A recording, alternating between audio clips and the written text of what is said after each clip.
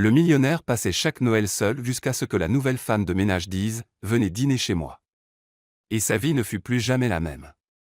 Vous passez vraiment Noël ici tout seul? La question traversa l'air comme une rafale froide par une nuit d'hiver. Lena Ortega tenait encore un torchon à vaisselle, debout à l'entrée avec son manteau sur un bras. Sa journée était terminée. Les autres employés étaient déjà rentrés chez eux, et elle était prête à partir aussi. Mais quelque chose l'avait fait s'arrêter. Là, devant les immenses baies vitrées du Penthouse, se tenait Charles Stone, l'homme le plus riche et en même temps le plus solitaire qu'elle ait jamais rencontré. Le dos tourné, vêtu d'un costume impeccable et un verre de vin à la main, il ressemblait plus à un élément du décor immobile, silencieux, froid. Charles faisait lentement tourner le vin, observant le reflet des lumières de New York dans le liquide rouge. Apparemment, oui, répondit-il sans se retourner. Cela pose-t-il un problème, mademoiselle Ortega? Lena haussa les sourcils, calme et assurée. Pas pour moi, mais ça semble en poser un pour vous. Il se tourna enfin, son regard perçant heurtant son ton léger. Je n'ai pas besoin de compagnie pour porter un toast aux fêtes, dit-il sans détour. J'ai tout ce qu'il me faut. Vraiment? Lena regarda autour d'elle. Parce que franchement, le silence semble vous avaler tout entier. Charles fronça les sourcils, déstabilisé par son audace. Personne ne lui parlait comme ça, ni les employés, ni les associés en affaires.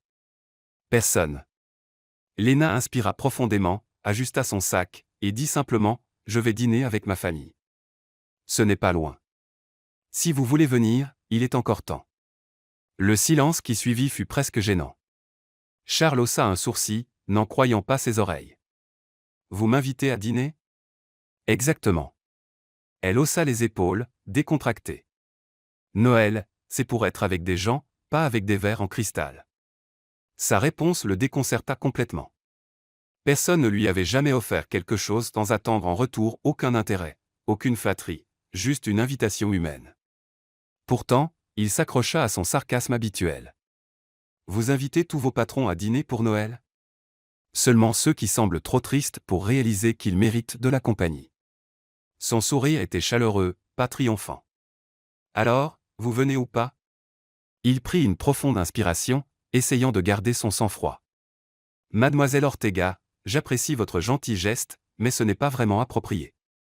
Et manger seul dans un endroit grand comme un stade laid, répliqua-t-elle en riant doucement. Allez, monsieur Stone.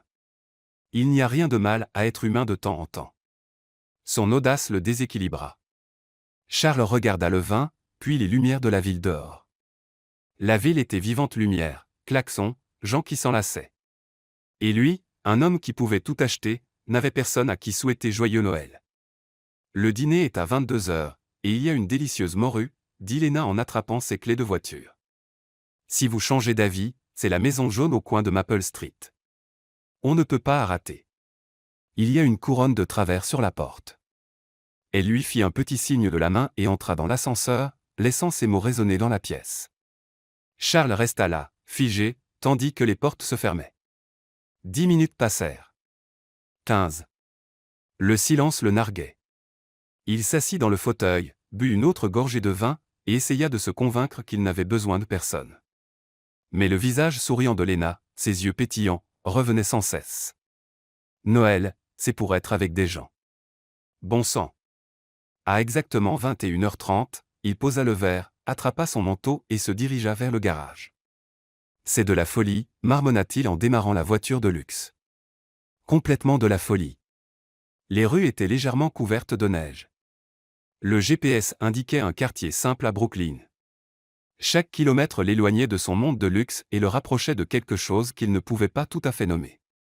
Quand il se gara, il resta un moment assis, regardant la maison modeste rideau blanc, un arbre en papier à la fenêtre, le son d'enfant qui riait à l'intérieur. Il hésita. Un homme comme lui n'avait pas sa place ici. Mais la curiosité l'emporta sur l'orgueil. Il frappa à la porte. À l'intérieur, il entendit des pas rapides et un éclat de rire. La porte s'ouvrit sur Lena portant un tablier à fleurs, les cheveux détachés, avec une étincelle dans les yeux qui le désarma complètement. « Monsieur Stone, dit-elle, surprise mais souriante largement. Je savais que vous ne résisteriez pas à ma morue. » Charles cligna des yeux, un peu gêné par cet accueil chaleureux. J'ai pensé accepter votre offre, dit-il en se frottant la nuque. S'il reste de la morue, comme vous l'avez dit. Il y en a largement, répondit-elle, ravie. Entrez avant que ça refroidisse. C'est le bazar ici, mais un bon bazar. Elle s'écarta, et la chaleur de la pièce l'enveloppa comme une étreinte. L'odeur des épices, les rires et la musique emplissaient l'air. Le salon était petit, simple, plein de vie. Des enfants riaient sur le canapé, et une femme âgée chantait faux dans la cuisine. Rien n'était luxueux, mais tout était vivant. C'est différent, murmura-t-il. Chez nous, on appelle ça une maison, dit Léna en lui tendant une assiette. Asseyez-vous avant que la nourriture disparaisse. Il obéit, un peu maladroitement. Chaque rire, chaque geste spontané le touchait d'une manière inhabituelle. Pas de formalité, pas de statut, juste des gens. Alors, demanda-t-elle en se servant, vous pensez toujours que passer Noël seul est mieux? Charles leva les yeux et, pour la première fois depuis longtemps, il sourit un vrai sourire. Peut-être que je me trompais. Le dîner se poursuivit avec des histoires drôles, des souvenirs d'enfance de Léna, et de petits accidents en cuisine qui la faisaient rire d'elle-même. Sans s'en rendre compte, Charles commença à se détendre. À minuit, quand Léna leva son verre de jus et dit « Joyeux Noël », il fit de même. « Joyeux Noël, Léna ». Et pour la première fois depuis des années, ces mots ne sonnèrent pas vides. Dehors, la neige couvrait la rue. Dedans, le millionnaire qui vivait entouré de luxe découvrait quelque chose de bien plus rare, la chaleur d'être avec des gens qui ne voulaient rien de lui sauf sa compagnie. Le lendemain matin, Charles se réveilla en clignant plusieurs fois des yeux, confus, essayant de se rappeler où il était. Le plafond n'était pas le sien. Le canapé était trop petit, et il y avait une odeur de café qui ne venait définitivement pas de sa machine italienne haut de gamme. Ah, oui. Chez Léna. Il s'assit lentement, se frottant la nuque. Ce canapé était aussi confortable qu'un banc de parc, mais étrangement, il avait mieux dormi que depuis des semaines. Peut-être la fatigue. Ou peut-être le fait que, pour la première fois depuis longtemps, il ne s'était pas réveillé seul dans un appartement vide. Bonjour, monsieur le cadre supérieur. La voix joyeuse de Léna retentit depuis la cuisine, suivie d'un rire. Vous avez survécu à la nuit sur le canapé des gens ordinaires? Charles ne put s'empêcher de sourire. Il passa une main dans ses cheveux en bataille et se leva, redressant sa chemise froissée. J'ai survécu, mais je pense que mon dos va vous poursuivre en justice. Léna apparut dans l'embrasure de la cuisine, tenant une tasse de café, portant un tablier couvert de chats en dessin animé. Allez, voyons. Vous avez dormi comme un bébé. Je vous ai entendu ronfler. Je ne ronfle pas, dit-il, offensé. Si, absolument. Fort. Elle sourit malicieusement. Mais ne vous inquiétez pas. C'était du ronflement aristocratique. Très distingué. Charles leva les yeux au ciel mais ne put retenir un rire. Du ronflement aristocratique. Ça, c'est nouveau. Vous voulez du café? Ou préférez-vous un thé vert bio avec une pointe d'essence de nuage suisse? Elle le taquina en retournant à cuisine. Le café est parfait, dit-il en la suivant. La cuisine était minuscule, mais elle sentait divinement bon. Léna sortait un gâteau du four, et l'arôme de cannelle et de cassonat emplissait la pièce. Charles s'assit à la petite table en bois, l'observant bouger avec des gestes rapides et maîtrisés. Vous avez fait un gâteau de si bon matin, demanda-t-il, impressionné. Bien sûr. Noël ne s'arrête pas à minuit, monsieur Stone. Chez nous, on continue la fête. Elle coupa une généreuse part et la posa sur son assiette. Goûtez et soyez honnête. Je supporte les critiques constructives. Il prit une bouchée. Le goût était simple, fait maison, mais il y avait quelque chose de réconfortant. Ce n'était pas sophistiqué comme les desserts qu'il mangeait habituellement dans les restaurants chics, mais c'était bon d'une manière qu'il ne pouvait pas décrire. C'est bon, dit-il, et il vit son visage s'illuminer. Juste bon? Léna croisa les bras, feignant l'offense. Ce gâteau a demandé de l'amour, de la sueur et 3 œufs presque périmés. Il mérite au moins un excellent pour l'effort. Charles rit pour de bon. D'accord, c'est excellent. Bien meilleur. Elle versa du café pour tous les deux et s'assit en face de lui. Alors, comment était votre première nuit hors du château? Différente, admit-il en buvant une gorgée. Mais bonne. Étrangement bonne. Léna posa son menton sur sa main, l'observant. Vous n'y êtes pas habitué, n'est-ce pas? Sortir de votre zone de confort. Pas vraiment, confessa Charles en regardant dans sa tasse. Ma vie est plutôt prévisible. Prévisible et solitaire, d'après ce que j'ai vu hier soir. Son honnêteté le surprit. Charles n'était pas habitué à ce que les gens parlent si directement. La plupart ne remarquaient pas ou s'en fichaient. Et la vôtre, demanda-t-il. Toujours aussi animée et pleine d'énergie? Léna haussa les épaules, mais son sourire s'effaça un peu. J'essaie, mais certains jours sont durs. Vous savez, je travaille beaucoup, je ne gagne pas grand-chose, et parfois j'ai l'impression de courir sur un tapis roulant qui ne mène nulle part. Vous avez des rêves? Quelque chose que vous voulez faire en dehors de nettoyer derrière des millionnaires grincheux? Elle rit. Grincheux est en fait un gentil surnom, mais oui, j'en ai. Léna hésita, comme si elle décidait si elle devait partager. J'ai toujours voulu ouvrir un café, quelque chose de simple et cosy où les gens peuvent s'asseoir, discuter et savourer une part de gâteau fait maison. Rien de sophistiqué, juste vrai. Charles la regarda avec un intérêt sincère. Alors pourquoi ne l'avez-vous pas fait? Parce que l'argent ne pousse pas sur les arbres, Monsieur Stone. Elle rit, mais il y avait de la tristesse dans ses yeux. J'épargne ce que je peux, mais il y a toujours une facture, une dépense imprévue. C'est comme essayer de sécher de la glace. Il resta silencieux un moment, réfléchissant. Et de quoi avez-vous le plus peur dans tout ça? D'échouer, répondit-elle immédiatement. D'essayer et de ne pas y arriver. Ensuite, tout le monde dira, je te l'avais bien dit, et je devrais être d'accord. Charles comprenait ça plus qu'il ne voulait l'admettre. Et vous? Demanda Léna en lui renvoyant la question. De quoi avez-vous peur? Il prit une profonde inspiration. Personne ne lui avait jamais posé ça. Du vide, finit-il par dire, réalisant. J'ai bâti un empire, mais rien qui compte vraiment. Léna resta silencieuse, assimilant. Puis elle tendit la main et toucha doucement la sienne, un geste simple, mais réconfortant. Je pense que vous comptez plus que vous ne le réalisez. Le moment fut brisé par le téléphone de Charles qui sonna. Il regarda l'écran et soupira. 17 appels manqués. Je dois y aller, dit-il en se levant. Bien sûr, le monde des affaires n'attend pas. Léna se leva aussi et l'accompagna à la porte. Charles s'arrêta sur le seuil, se tournant vers elle. Merci pour hier, pour aujourd'hui, pour tout. De rien. Elle sourit chaleureusement. Et, si vous voulez recommencer un jour, la porte est toujours ouverte même si mon canapé est affreux. Il rit. Je réfléchirai à votre projet, le café. Peut-être que je peux aider. Les yeux de Léna s'écarquillèrent. Vraiment? Vraiment. Mais sans pression.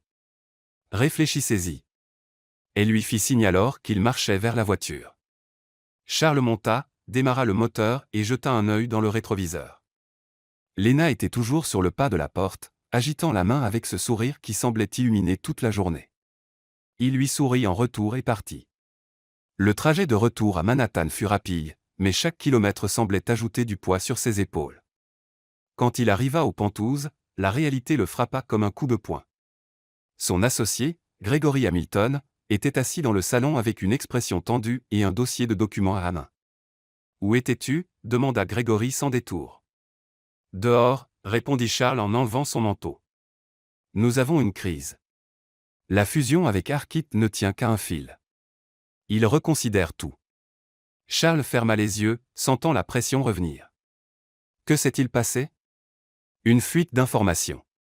Quelqu'un de l'intérieur a saboté les négociations. Le contraste était saisissant. Quelques heures plus tôt, il riait, mangeait un gâteau fait maison, se sentait humain. Maintenant, il était de retour dans le monde froid, calculé et impitoyable des affaires. Mais quelque chose avait changé. Pour la première fois, il se demanda si tout ça en valait vraiment la peine. « Nous allons arranger ça, » dit Charles, mais sa voix sonnait différente, moins assurée, plus fatiguée. Gregory le regarda, suspicieux. « Ça va. »« Je vais bien, » mentit Charles en regardant par la fenêtre. En bas, la ville grouillait. Et quelque part à Brooklyn, il y avait une femme avec un tablier à motif de chat qui l'avait fait rire pour de vrai. Et ça semblait plus important que n'importe quelle fusion. Les 3 jours suivants furent une torture tranquille. Charles Stone était assis derrière son bureau en acajou, entouré de rapports financiers, de graphiques de performance et de projections qui auraient aussi bien pu être écrits dans une autre langue. Pas qu'il ne comprenne pas, il comprenait parfaitement. Le problème était que son esprit vagabondait ailleurs vers une petite cuisine, un gâteau à la cannelle, un sourire chaleureux et un rire contagieux. Monsieur Stone. Son assistante, Hélène, le ramena à la réalité. Vous devez signer ces contrats avant 15 heures. Bien sûr, Hélène. Merci. Il prit le stylo, mais ses yeux dérivèrent vers la fenêtre. Peut-être que c'était fou. Peut-être impulsif. Mais il avait besoin de revoir Lena. Il prit son téléphone et tapa un message rapide. L'effaça. Le retapa. Soupira. Finalement, envoya. Accepteriez-vous de déjeuner avec moi demain? Comme un merci professionnel pour Noël. Vous choisissez l'endroit. La réponse arriva en moins de 2 minutes. Merci professionnel. Chic. J'accepte, mais rien de trop cher, d'accord? Je ne veux pas que vous pensiez que je profite. Charles sourit pour lui-même. Le lendemain matin, il choisit un restaurant en centre-ville, rien de trop clinquant, mais pas banal non plus. Quelque chose entre les deux. Assez pour impressionner sans écraser. Lena arriva pile à midi, portant un chemisier blanc simple et un jean. Ses cheveux étaient attachés en queue de cheval, et elle portait un sac en tissu coloré qui semblait fait main. Elle détonnait complètement parmi les cadres en costume et les conversations feutrées. Et étrangement, c'est ce qui la rendait parfaite. Monsieur Stone. Elle agita la main avec enthousiasme, attirant l'attention de la moitié de la salle. Il se leva, essayant de ne pas rire devant les regards tournés vers eux. Lena, je suis ravi que vous soyez venue. Bien sûr que je suis venue. C'est vous qui payez, non? Elle cligna de l'œil en s'asseyant. Je plaisante. À peu près. Le serveur apporta les menus, et Lena l'ouvrit comme si elle lisait un mode d'emploi en russe. Oh, waouh! C'est quoi un risotto au safran avec réduction de Porto? On dirait une potion magique. Charles rit. C'est du riz assaisonné au safran avec une sauce au vin. Ah, du riz chic. Compris. Elle ferma le menu. Je reste aux pâtes. Simple, honnête, sans tricherie. Le serveur nota la commande et leur apporta à chacun un verre de vin rouge. Lena saisit le sien à 2 mains comme une tasse de café et en but une grande gorgée. Délicieux, mais franchement, je préférerais un jus d'orange. Charles manqua s'étouffer avec son vin. Vous venez de dire que vous préférez du jus d'orange à un vin français de 1998. Oui. Le jus ne me rend pas étourdi, et c'est moins cher. Elle haussa les épaules, totalement détendue. Et franchement, tout ce truc du vin cher est surfait. Au bout du compte, c'est juste du raisin fermenté. Ne dites pas ça trop fort. Certains ici paieraient $1000 pour ce jus de raisin fermenté. $1000? Les yeux de Lena s'écarquillèrent. Ça couvrirait 3 mois de mon loyer. Qui a de l'argent à gaspiller comme ça? Des gens comme moi, apparemment. Elle s'arrêta, réalisant ce qu'elle venait de dire. Oh, non. Désolé. J'avais oublié que vous êtes, eh bien, vous. Ne vous inquiétez pas. J'y suis habitué. Charles but une autre gorgée, toujours souriant. Lena se pencha en avant, baissant la voix comme pour partager un secret. Mais sérieusement, ça ne vous dérange pas de savoir qu'il y a des gens qui ont faim pendant que d'autres dépensent une fortune pour un vin pas si bon que ça? Vous ne retenez vraiment rien, hein? Pas vraiment. Ma grand-mère disait toujours, Lena, si tu as quelque chose à dire, dis-le mais dis-le poliment. Elle sourit. J'essaie d'être poli, mais ça ne marche pas toujours. Le serveur apporta leur plat. Lena attrapa sa fourchette et commença à manger avec enthousiasme, laissant échapper un satisfait. C'est bon. Cher, mais bon. Charles l'observait, fasciné. Il y avait quelque chose de rafraîchissant dans sa façon d'exister sans filtre, sans masque. Alors, commença-t-il, vous pensez vraiment que tous les millionnaires sont arrogants? Pas tous, mais la plupart. Elle agita sa fourchette en l'air. Certains oublient que les gens normaux existent. Ils agissent comme si le monde tournait autour d'eux. Ils parlent aux serveurs comme s'ils étaient invisibles. Traite les employés comme des meubles. C'est agaçant. Je comprends. Prenez-vous, par exemple. Elle pointa sa fourchette vers lui de façon décontractée. Au début, vous étiez tout à fait comme sa tourelle et sérieux avec votre air de « ne me dérangez pas ». Mais ensuite vous êtes venu dîner et vous avez réalisé que vous étiez humain. Grande amélioration. Charles toussa légèrement. Vous venez de me traiter d'arrogant? Techniquement, j'ai dit que vous l'étiez au passé. Vous vous améliorez maintenant.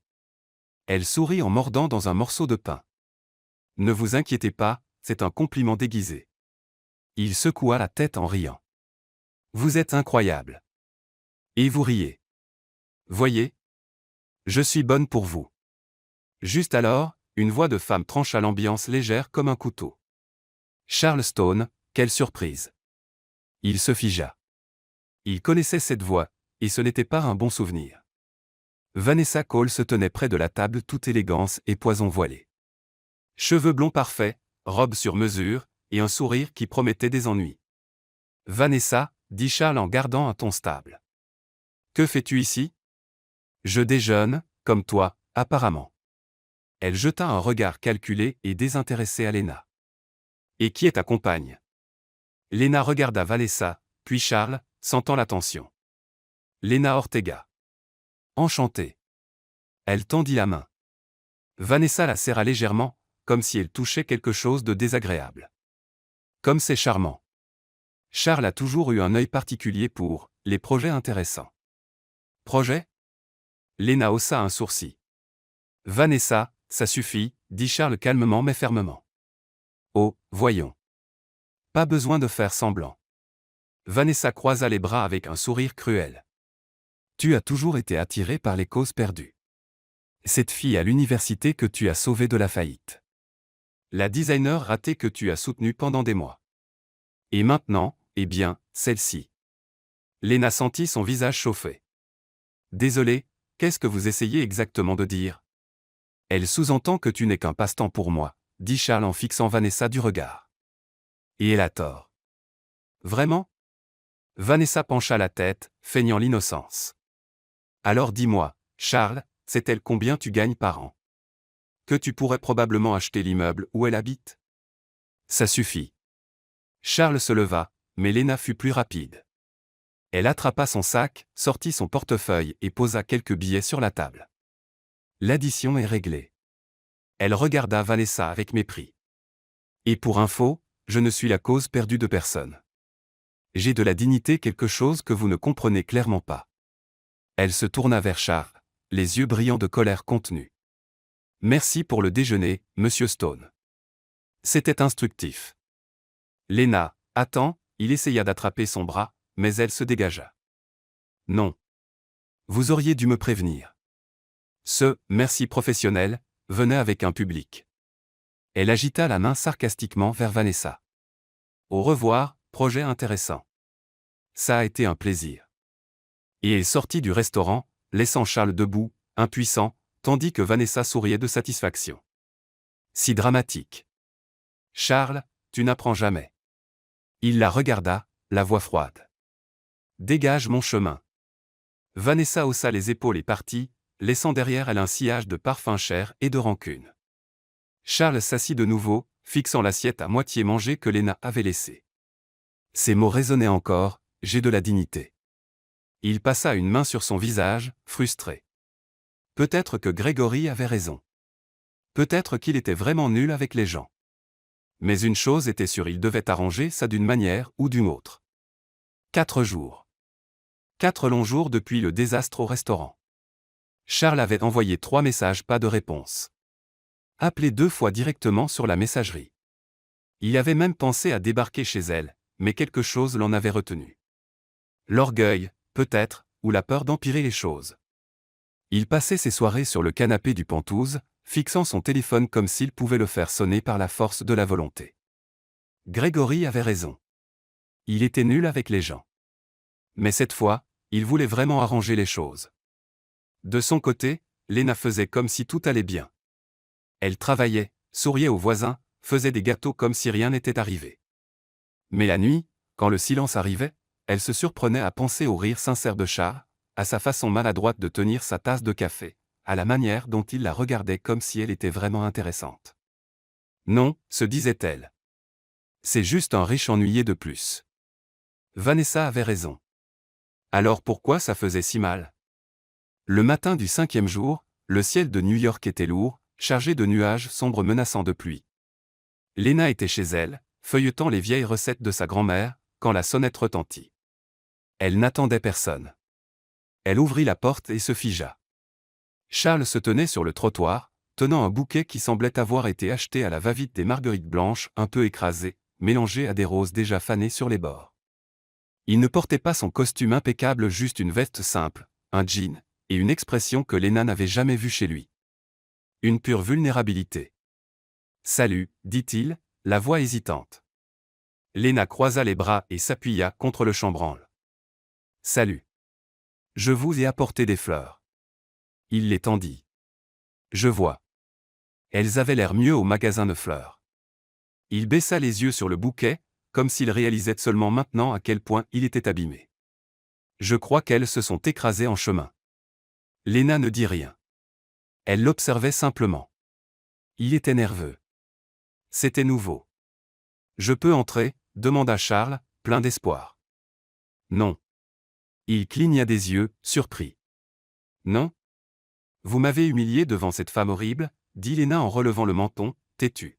« Et maintenant vous débarquez avec des fleurs fanées en pensant que ça arrange tout. Je sais que j'ai merdé. C'est pour ça que je suis là pour dire que je suis désolé. Alors dites-le. » Elle ne bougea pas. Charles inspira profondément. « Lena, je suis désolé. Vanessa est compliquée. Je ne m'attendais pas à ce qu'elle débarque, encore moins à ce qu'elle dise ces choses. Mais elle l'a fait, et vous l'avez laissé faire. J'ai essayé de l'arrêter, se défendit-il. Mais pas avant que je puisse expliquer. Expliquer quoi? Qu'elle a raison? Que je ne suis qu'un autre projet pour vous. La voix de Lena trembla légèrement, mais elle tint bon. Non, tu ne le es pas. Tu ne l'as jamais été. Charles s'approcha d'un pas. Vanessa était cruelle parce qu'elle est encore amère de notre rupture. Elle veut que je sois malheureux. Et je me suis retrouvé au milieu sans même le savoir. Oui, et je suis désolé pour ça. Vraiment. Il tendit les fleurs. Prenez-les, s'il vous plaît. Lena regarda le bouquet, puis lui. Lentement, elle le prit mais n'ouvrit pas la porte. Attendez. Attendez. Charles fronça les sourcils. Dehors. Elle ferma la porte. Charles resta sur le trottoir, confus, les mains vides. Quelques secondes plus tard, il commença à pleuvoir d'abord légèrement, puis de plus en plus fort. Dedans, Lena mit les fleurs dans un vase, essayant de ne pas sourire. Elle prit un verre d'eau, but lentement et regarda par la fenêtre. Charles était toujours là, trempé. Elle soupira. Têtu. 5 minutes passèrent, puis 10, puis 15. Quand elle rouvrit enfin la porte, Charles était complètement détrempé. Ses cheveux collaient à son front, et sa veste dégoulinait d'eau. Mais il n'avait pas bougé d'un pouce. « Vous êtes complètement fou, » dit Lena, choquée. « Probablement, » répondit-il en essuyant l'eau de son visage d'une main. « Mais je ne partirai pas tant que vous ne m'aurez pas pardonné. Vous allez attraper une pneumonie. Alors pardonnez-moi vite. » Il sourit, même s'il frissonnait de froid. Lena leva les yeux au ciel mais ne put retenir un rire. « Entrez déjà avant de vous transformer en glaçon humain. » Charles entra, laissant une traînée d'eau sur le sol. Lena attrapa une serviette et la lui lança au visage. « Séchez-vous. Vous ressemblez à un chien mouillé. »« Merci pour la comparaison flatteuse, » dit-il en frottant la serviette dans ses cheveux. C'était un compliment. « J'aime les chiens. » Elle croisa de nouveau les bras. « Maintenant parlez. Pourquoi êtes-vous vraiment venu ?» Charles s'arrêta, la serviette sur les épaules, et la regarda sérieusement. « Parce que vous me manquez. » Lena cligna des yeux, déstabilisée. « Quoi ? Vous me manquez, Lena ?» Il fit un pas de plus.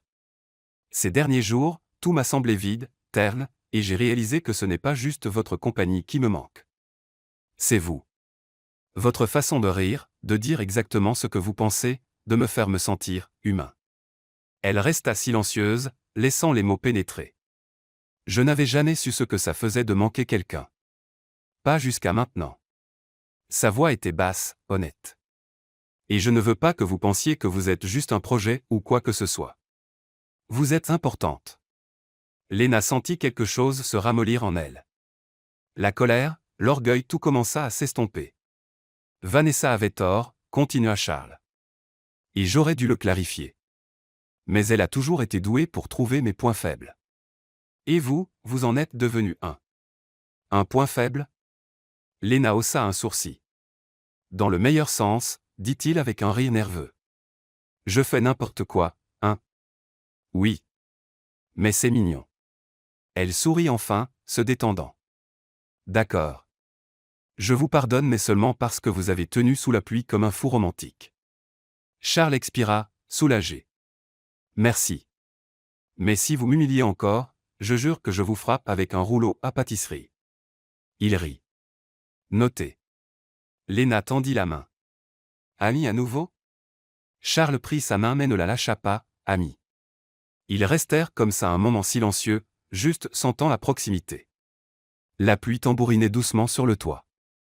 L'odeur de café flottait encore dans l'air. Et pour la première fois depuis des jours, tout semblait juste. Jusqu'à ce que le téléphone de Charles sonne. Il regarda l'écran et fronça les sourcils. Désolé, je dois prendre ça. C'est du bureau. Allez-y, Lena lâcha sa main. Charles s'éloigna pour répondre. Allô, Grégory. Qu'y a-t-il? La voix de son associé à l'autre bout était tendue. Tu dois rentrer à New York tout de suite. Ton père vient d'arriver. L'estomac de Charles se noua. Quoi? Quand? Ce matin. Il est au bureau, et il n'est pas content. Pourquoi? Il ne devait pas revenir avant mars. On dirait qu'il a changé d'avis, et maintenant il parle de reprendre la société. Charles, tu dois venir vite. Il ferma les yeux, sentant le poids retomber sur ses épaules. J'arrive. Il raccrocha et resta immobile quelques secondes, essayant d'assimiler. Tout va bien? Demanda Lena, remarquant le changement d'expression. Mon père est de retour. Sa voix était fatiguée. Et ça complique tout. Pourquoi? Charles hésita. Comment expliquer que son père n'approuverait jamais qu'il s'implique avec une employée? Que l'homme qui avait bâti la société l'avait fait en restant émotionnellement distant et en total contrôle. Il est compliqué, et il n'aime pas quand je mélange vie personnelle et travail. Lena fronça les sourcils. Mais nous sommes juste amis à nouveau. Il n'y a rien de mal à ça. Je sais, mais pour lui, tout ce qui sort des règles est un problème. Charles soupira, frustré. Je dois y aller. Je dois gérer ça avant que ça devienne un plus gros bazar. D'accord, allez-y, Lena força un sourire. On parlera plus tard. Il hocha la tête et sortit, toujours trempé, portant le poids d'une tempête bien plus grande que celle dehors. Lena ferma lentement la porte et s'y appuya. Pour la première fois, elle sentit que quelque chose allait changer et elle ne savait pas si c'était en mieux ou en pire. Le bureau était bien trop silencieux quand Charles arriva. Normalement, il y aurait de l'activité, des conversations, des téléphones qui sonnent, mais maintenant, c'était comme si tout le monde savait qu'il se passait quelque chose de gros et choisissait de disparaître. Il marcha dans le couloir vitré jusqu'au bureau principal où Grégory l'attendait avec un regard mêlant sympathie et inquiétude. « Il est dans ton bureau » dit Grégory doucement. « Et il n'est pas de bonne humeur. »« Quand l'est-il » marmonna Charles en redressant le costume encore humide de pluie. Il inspira profondément et ouvrit la porte. William Stone était assis dans le fauteuil en cuir qui, jusqu'à ce matin, appartenait à Charles. L'homme avait presque 70 ans, cheveux gris soigneusement peignés, lunettes à monture dorée, et une posture qui irradiait l'autorité.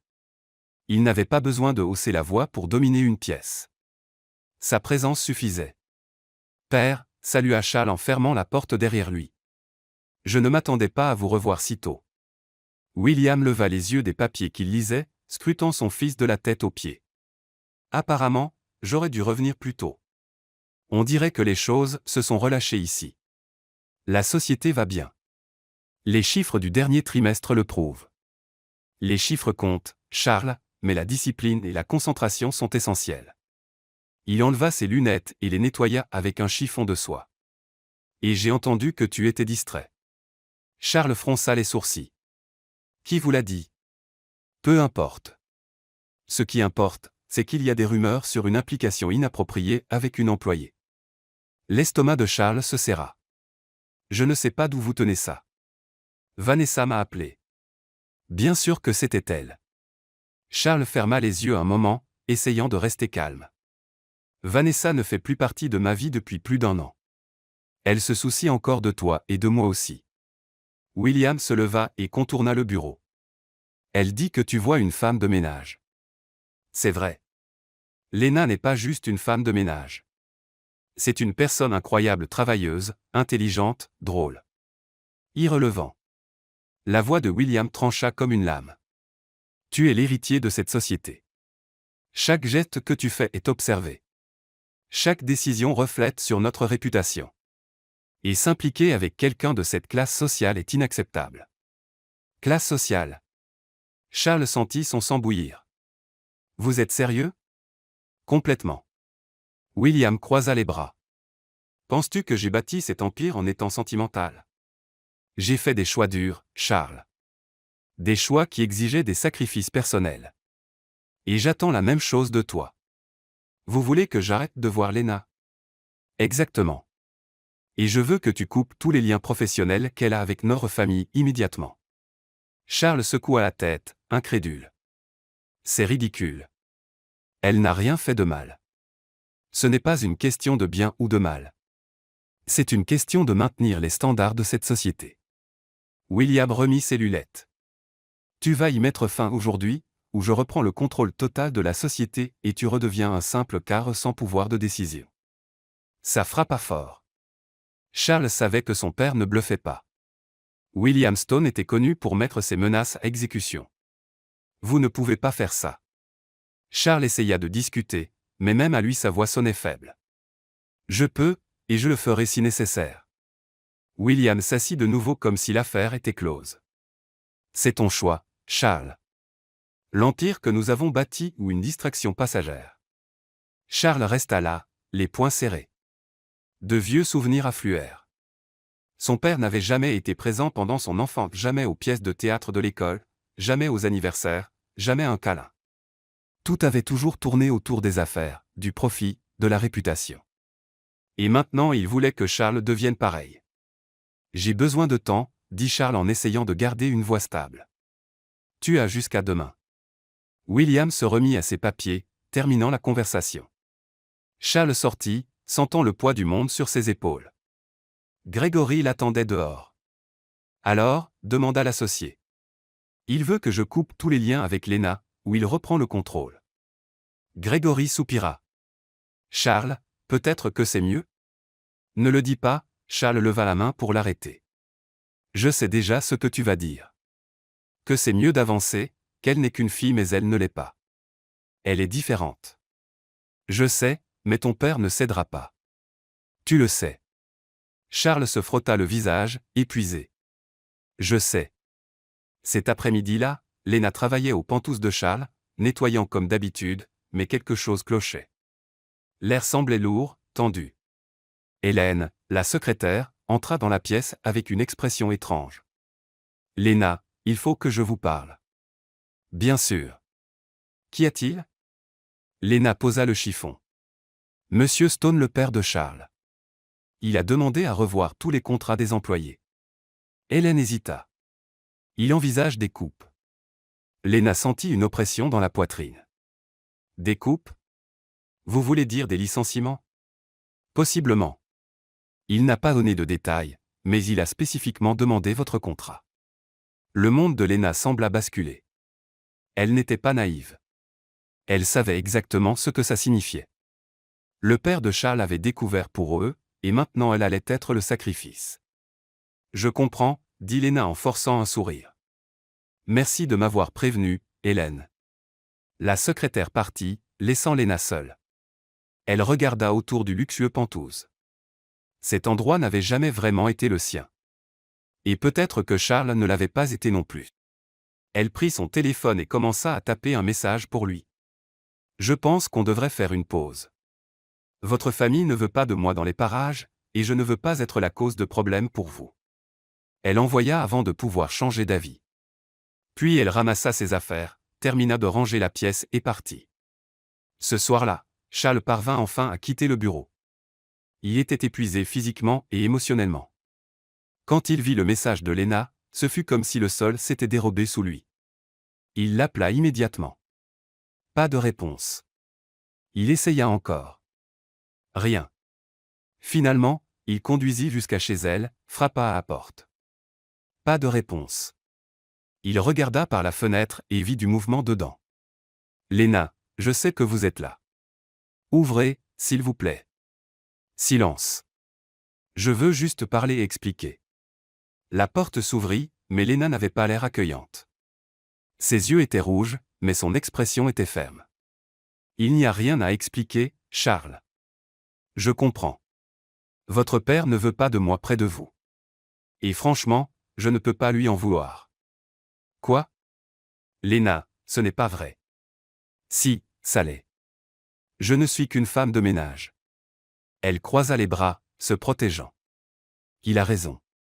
Nous venons de mondes différents. J'étais naïf de penser que ça pouvait marcher. Ne dites pas ça. Charles essaya de prendre sa main, mais Lena recula. Je rends ma démission demain. C'est mieux pour vous, pour votre société, pour tout le monde. Non, vous ne faites pas ça. Sa voix sortit désespérée. J'ai déjà décidé, Charles. Elle força un sourire triste. Merci pour tout. Vraiment. Vous m'avez fait me sentir spécial, même si c'était juste un petit moment. Lena. Bonne nuit, Monsieur Stone. Elle ferma lentement mais fermement la porte. Et cette fois, elle ne la rouvrit pas. Charles resta sur le trottoir, impuissant. Chaque partie de lui voulait enfoncer cette porte, la serrer dans ses bras, promettre qu'il arrangerait tout. Mais il ne bougea pas. Parce qu'au fond, il ne savait pas comment arranger ça. Il ne savait pas comment choisir entre l'empire qu'il avait passé sa vie à bâtir et la femme qui avait tout changé en quelques semaines. Le lendemain, Lena rangea ses affaires aux pentouses une dernière fois. Elle plia les chiffons, rangea les produits et laissa tout en ordre. Charles était dans son bureau quand Hélène apporta la lettre de démission. Elle a laissé ça, dit doucement la secrétaire. Charles prit l'enveloppe mais ne put l'ouvrir. Il fixa simplement la fenêtre, regardant la ville en bas. Lena était quelque part dans cette mer de bâtiments, et il ne pouvait pas être à ses côtés. De l'autre côté de la ville, Lena monta dans sa vieille voiture, posa ses sacs sur la banquette arrière et inspira profondément. Elle ne regarda pas en arrière. Elle ne pouvait pas parce que si elle le faisait, elle risquait de s'effondrer. Et Lena Ortega ne s'effondrait pas. Jamais. Mais en roulant dans les rues de New York, une larme obstinée coula sur sa joue. Juste une. Et ça suffit à briser le cœur qu'elle jurait protéger. Une semaine passa 7 jours qui semblèrent 7 mois. Charles Stone reprit sa routine habituelle, se levait tôt, travaillait tard, dînait seul en regardant la ville par les immenses fenêtres. Le penthouse était impeccable, mais étrangement sans vie. La nouvelle femme de ménage qu'Hélène avait embauchée était efficace, discrète et complètement invisible, l'exact opposé de Lena. Il n'y avait plus d'odeur de gâteau à la cannelle, plus de rire résonnant dans le couloir, personne ne l'appelait « Monsieur le cadre supérieur », sur ce ton taquin qui le faisait sourire. Grégory essaya de lui remonter le moral avec des réunions et des stratégies d'affaires, mais Charles hochait juste la tête, distrait. Même son père remarqua le changement, bien qu'il n'ait rien dit.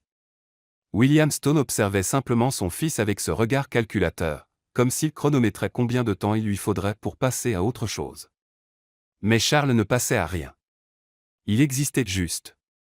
Le samedi suivant, il décida de sortir. Il ne supportait plus ces murs. Il monta en voiture et roula sans destination, laissant la ville le guider. Il finit dans un quartier du Queens où une fête de rue avait lieu, stand coloré, odeur de nourriture, musique live, enfants qui couraient partout. C'était le genre d'endroit qu'il évitait normalement. Mais quelque chose le fit s'arrêter. Il se gara et déambula dans la fête, observant les gens familles qui riaient, couples qui se tenaient la main, vendeurs qui criaient leurs offres. Il y avait une simplicité réconfortante dans tout ça. Et puis il la vit.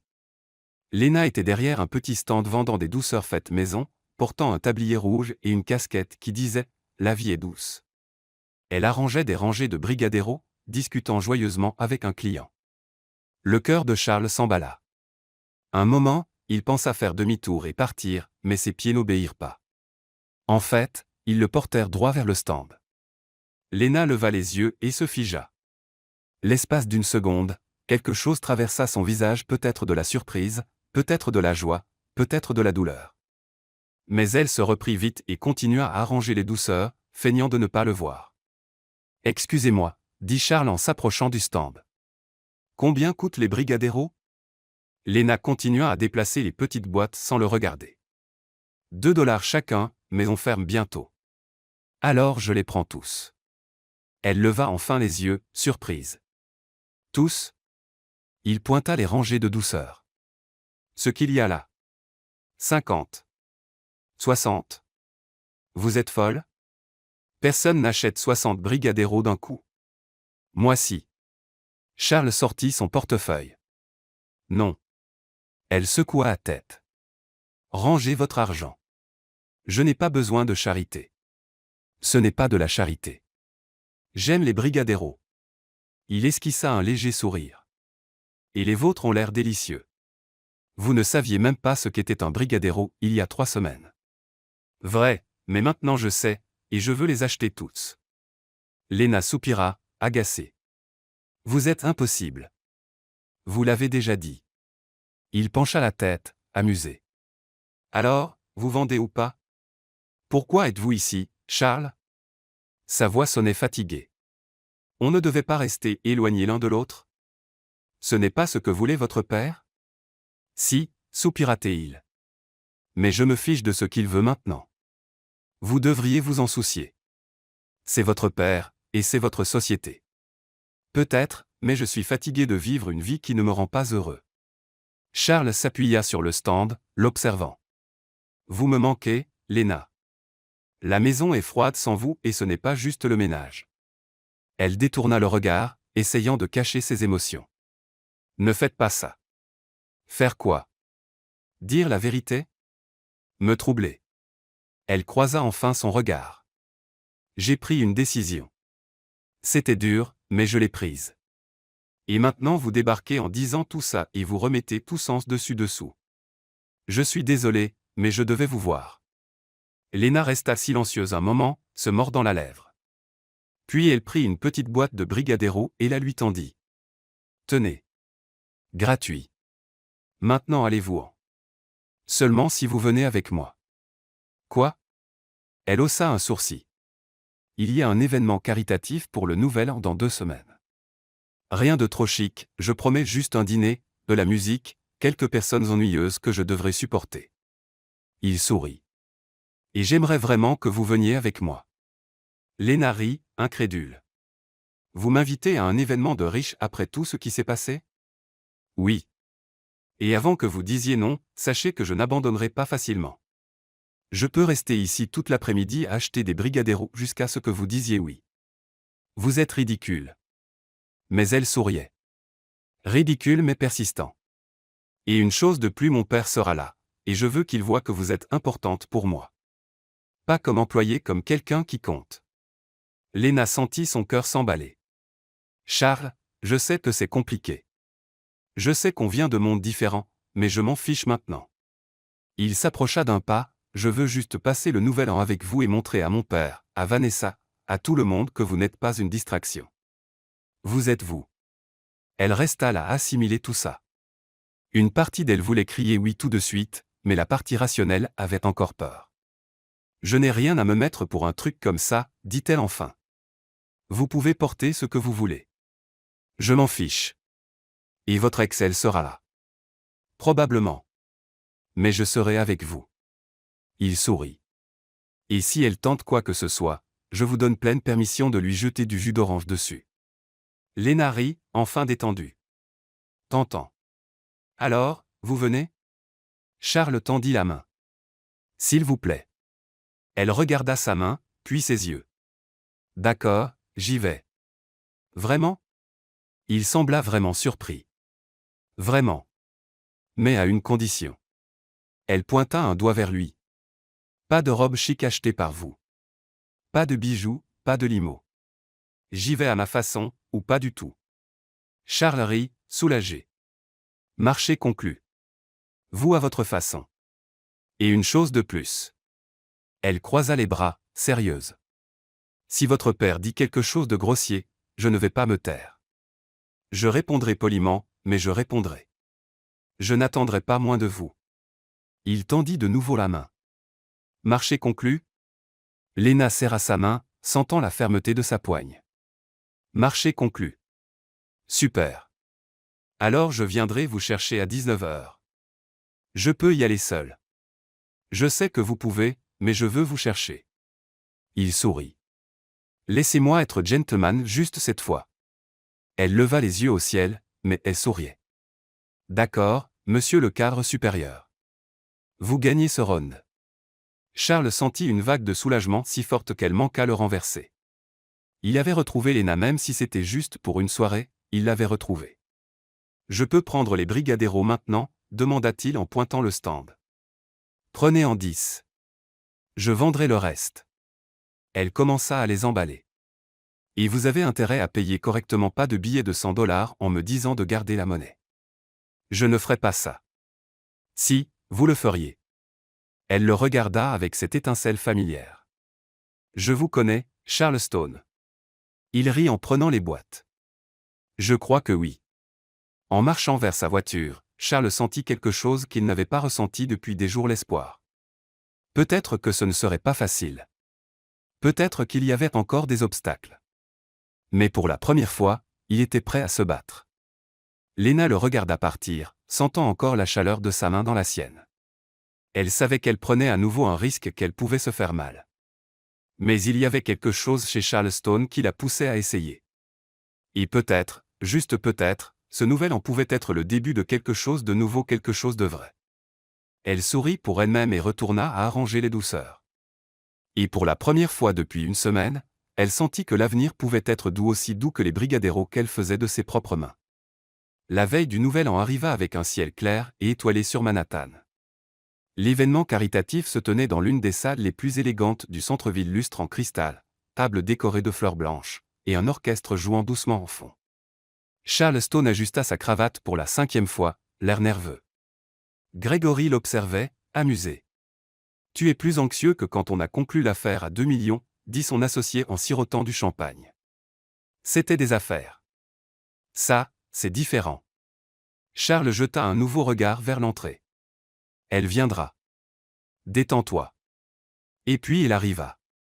Léna entra dans la salle de bal comme si elle marchait dans sa propre maison. Elle portait une simple robe vert émeraude qu'elle avait cousue elle-même, des chaussures à talons bas achetées en solde, et ses cheveux détachés, tombant naturellement sur ses épaules. Pas de bijoux sophistiqués, pas de maquillage lourd, juste elle. Et elle était absolument magnifique. Les conversations dans la salle se turent un moment, pas parce que sa robe était la plus chic ou la plus voyante, mais parce qu'il y avait quelque chose dans sa démarche confiante, naturelle, authentique qui attirait tous les regards. Charles ne pouvait détacher ses yeux d'elle. Il marcha vers elle, le cœur battant. « Vous êtes venu, dit-il en souriant. Bien sûr. J'avais promis, non ? Léna regarda autour, impressionnée. Waouh, cet endroit est lumineux. Littéralement. Il y a du cristal au plafond. C'est un peu tout mûche. Je sais. Un peu. Elle prit une coupe de champagne sur un plateau qui passait. On dirait un palais de contes de fées. Mais ça va. Je peux faire semblant d'être une princesse pour une soirée. Charles rit. Vous n'avez pas besoin de faire semblant. Vous êtes parfaite telle que vous êtes. Menteur. J'ai cousu cette robe en 3 jours. L'ourlet est de travers. Elle pointa discrètement le bas. Je n'avais pas remarqué. C'est parce que vous ne regardez pas l'ourlet. Vous me regardez moi. Elle cligna de l'œil malicieusement. Mais merci pour le compliment. Ils déambulèrent dans la salle de bal, et Charles présenta Léna à quelques personnes. Elle salua tout le monde poliment sans essayer d'impressionner. Elle ne faisait pas semblant d'être quelqu'un d'autre et étrangement, ça impressionnait plus que n'importe quel jeu sophistiqué. Puis une femme en robe dorée avec bien trop de bijoux s'approcha. C'était Jessica Blackwell, une socialité connue pour sa langue acérée et son manque de filtre. Charles, Chérie, s'exclama-t-elle en embrassant l'air près de son visage. Ravi de te voir. Et qui est ta compagne? Jessica, voici Lena Ortega. Lena Jessica Blackwell. Jessica détailla Lena de haut en bas avec un sourire qui n'atteignait pas les yeux. Ortega. Comme c'est intéressant. Vous êtes latina? Je suis américaine, dit Lena d'un ton calme. Mais mes grands-parents venaient du Mexique. Oh, comme c'est charmant. Jessica but une gorgée de champagne. Et que faites-vous, ma chère? Quelque chose dans la mode? Pas exactement. Je fais des gâteaux et je nettoie des maisons. Lena sourit, totalement impassible. Et vous? Que faites-vous à part porter des bijoux lourds? Charles manqua s'étouffer avec sa boisson. Grégory, à proximité, essaya de cacher un rire. Jessica cligna des yeux, clairement déstabilisée. Eh bien, je dirige des fondations caritatives. C'est bien. Ça doit faire du bien d'aider les gens. Lena pencha la tête. Ou vous signez juste des chèques et allez à des soirées? Un silence tomba autour d'eux. Certains essayèrent de ne pas rire. D'autres semblaient stupéfaits. Jessica ouvrit la bouche, puis la referma, ne sachant que dire. Finalement, elle marmonna une excuse et partit rapidement. Charles regarda Lena, émerveillé. Vous venez de rendre Jessica Blackwell muette. C'est une première. Elle l'avait cherchée. Lena haussa les épaules. Personne ne me détaille comme ça sans s'en sortir indemne. Vous êtes incroyable. Il prit sa main, entremêlant leurs doigts. Je sais. Elle sourit en serrant doucement sa main. La soirée continua avec des conversations, de la musique et quelques regards curieux. Charles ne quitta pas Lena d'une seconde, et elle semblait de plus en plus à l'aise riant, discutant, même dansant avec lui de cette façon légèrement maladroite qui était la sienne. Juste avant minuit, Charles l'emmena sur le toit terrasse. La vue sur Manhattan était à couper le souffle. Les lumières de la ville scintillaient comme des étoiles tombées, et au loin, les premiers feux d'artifice éclataient déjà. Merci d'être venu, dit Charles en la regardant. Merci d'avoir insisté. Lena s'appuya sur la rambarde, regardant le ciel. C'est magnifique. Genre, irréel. C'est vous qui êtes irréel, dit-il en se plaçant à côté d'elle. Dans le meilleur sens. Vous illuminez n'importe quel endroit où vous êtes. Lena se tourna vers lui, les yeux brillants. Vous devenez sentimental, monsieur Stone. Peut-être, dit-il avec un sourire nerveux. Mais c'est vrai. Les premiers feux d'artifice explosèrent dans le ciel, colorant la nuit de lumières éclatantes. Lena laissa échapper un petit soupir émerveillé, et Charles ne put plus se retenir. Il prit doucement son visage et l'embrassa. Ce fut un baiser doux, hésitant d'abord, mais qui s'approfondit vite. Lena répondit, glissant ses doigts dans ses cheveux, laissant le monde autour s'effacer. Quand ils se séparèrent, tous deux étaient essoufflés. Les feux d'artifice continuaient d'exploser, mais aucun ne le remarqua. Bonne année, murmura Charles, son front contre le sien. Bonne année. Et puis une voix familière trancha le moment. Eh bien, comme c'est touchant. Lena recula vite, se retournant. Vanessa se tenait dans l'embrasure de la porte, portant une robe rouge profonde et un sourire acéré. Vanessa, la voix de Charles se durcit. Que fais-tu ici? Je viens féliciter le couple heureux, dit-elle en s'approchant lentement. Même si je me demande, Lena, avez-vous vraiment des sentiments pour lui, ou profitez-vous juste de l'opportunité? De quoi parlez-vous? Lena croisa les bras, sur la défensive. Oh, ma chère, ne jouez pas les idiotes. Vanessa pencha la tête. Vous savez exactement ce que je veux dire. Une fille simple sans argent, sans avenir, qui soudain attire l'œil d'un des hommes les plus riches de la ville. Ça semble un peu opportun, non? Vanessa, ça suffit, dit Charles en avançant. Non, laissez-la parler. Lena leva la main pour l'arrêter. Elle regarda Vanessa droit dans les yeux. Vous pensez que je suis avec lui pour son argent? N'est-ce pas un peu suspect? Vous débarquez de nulle part, jouez la pauvre fille sans défense, gagnez sa sympathie. La poitrine de Lena se serra pas à cause de ce que disait Vanessa, mais parce que Charles ne disait rien. Elle s'attendait à ce qu'il la défende immédiatement, dise quelque chose, n'importe quoi. Mais il resta là, assimilant les mots de Vanessa, et ce silence suffit. Vous savez quoi? Léna attrapa son sac. Je n'ai rien à prouver à vous ni à personne. Léna, attends, Charles tendit la main vers son bras. Non. Elle se dégagea, les yeux brillants de larmes contenues. Vous avez hésité. Une seconde, vous l'avez cru. Ce n'est pas vrai. Si, ça l'est. Je l'ai vu sur votre visage. Léna secoua la tête, déçue.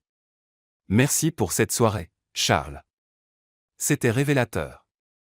Elle passa devant Vanessa sans un regard en arrière et entra dans la salle de bal. Charles resta là, stupéfait, sentant son monde s'écrouler. Vanessa sourit, satisfaite.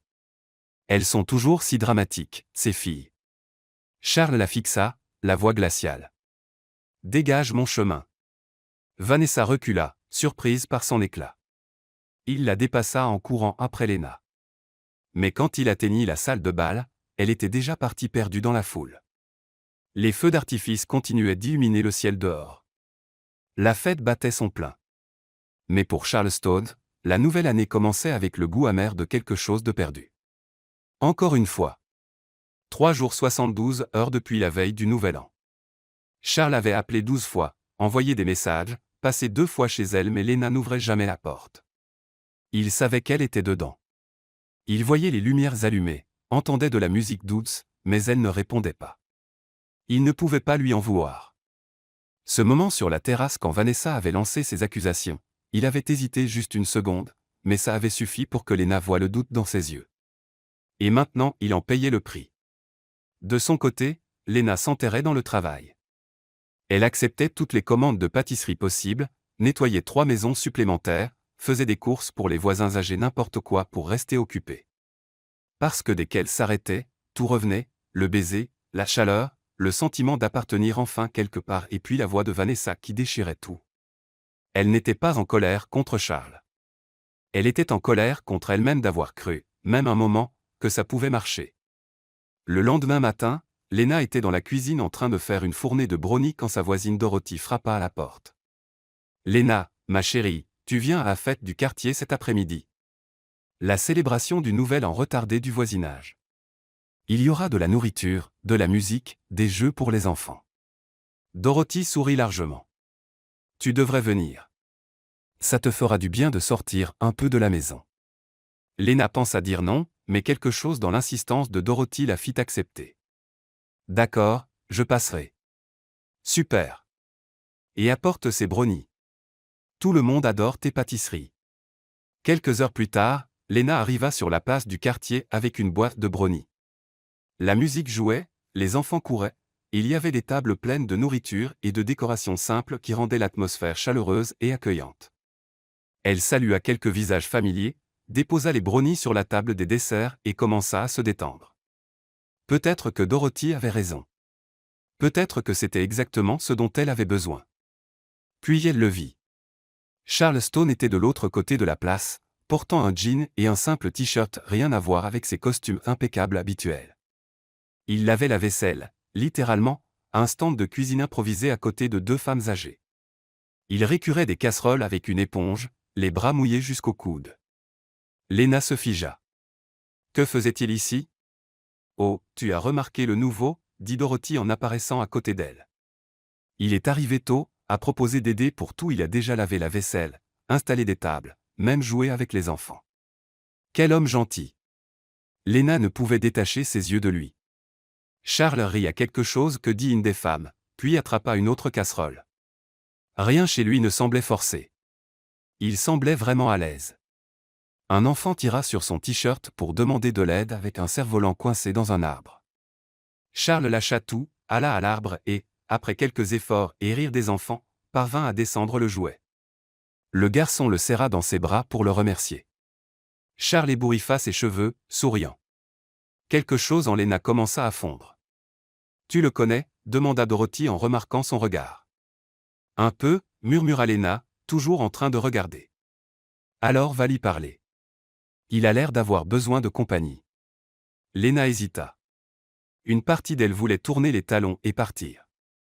Mais l'autre, la partie têtue qui n'abandonnait jamais, la poussa en avant. Elle marcha jusqu'au stand de cuisine. Charles séchait ses mains avec une serviette quand il la vit. Son visage s'illumina. Léna. Charles. Elle croisa les bras, essayant de rester composée. Que faites-vous ici? Je lave la vaisselle. Apparemment, dit-il avec un petit sourire, et je rate lamentablement à sauver des cerfs-volants des arbres. Je l'ai vu. Elle ne put retenir un léger sourire. Vous avez failli tomber. Presque. Mais la dignité du gamin était en jeu, il haussa les épaules. Ça valait le coup. Léna regarda autour, essayant d'assimiler. Sérieusement, pourquoi êtes-vous ici? Parce que vous ne répondez pas à mes appels. Vous n'ouvrez pas la porte. Et j'avais besoin de vous montrer que... Il expira. Que je ne joue pas. Pas avec vous. Alors vous avez décidé de débarquer à la fête du quartier et de laver la vaisselle. J'ai décidé de venir et de faire tout ce qu'il faut pour prouver que je tiens à vous. Il s'approcha. Et si ça veut dire laver la vaisselle, jouer avec les enfants ou n'importe quoi d'autre, je le ferai. Léna sentit sa poitrine se serrer. Charles, je sais que j'ai hésité cette nuit-là, et je me déteste pour ça. Sa voix était basse et honnête. Mais ce n'était pas parce que je croyais Vanessa. C'était parce que j'avais peur que vous soyez vraiment là pour une autre raison, pas parce que je ne vous fais pas confiance, mais parce que je ne me fais pas confiance pour mériter ça.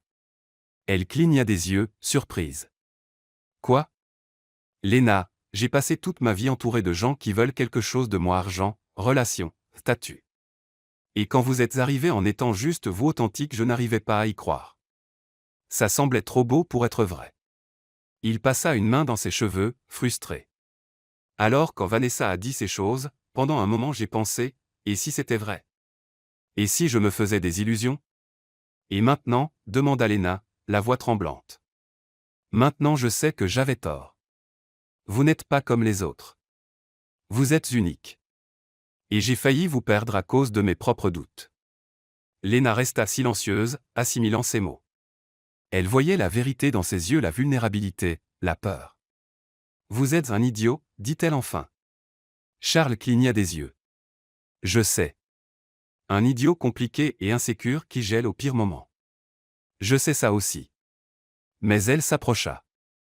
Mais vous êtes là à laver la vaisselle, à jouer avec les enfants, à faire quelque chose de ridicule pour me montrer que vous êtes sérieux. Oui, sourit-il doucement.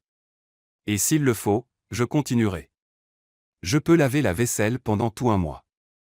Léna rit en secouant la tête. Pas besoin d'exagérer. Alors, vous me pardonnez? Elle s'arrêta. Son orgueil lui disait de rester distante, mais son cœur têtu murmurait autre chose.